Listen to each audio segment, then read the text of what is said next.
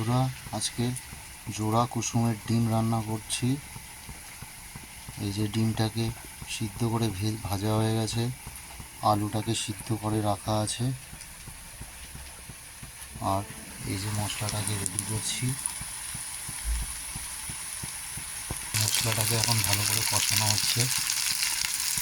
বুঝে নাও বন্ধুরা, মশলাটা থেকে তেল ছাড়লেই ডিমটা আর আলুটা দিয়ে দেবো।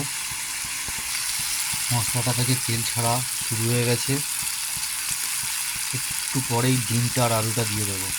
ডিমটা আলুটা দেওয়া হয়ে গেছে, কিছুক্ষণ হবে, তারপর হালকা অল্প একটু জল দেবো। যেহেতু এটা ভাত দিয়ে খাওয়া হবে, তার জন্য অল্প একটু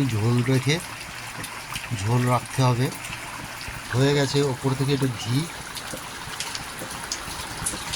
আর একটু গরম মশলা ছড়িয়ে দিলাম। আমার রান্নাটা কমপ্লিট হয়ে গেল। কেমন হয়েছে বন্ধুরা একটু বলবেন।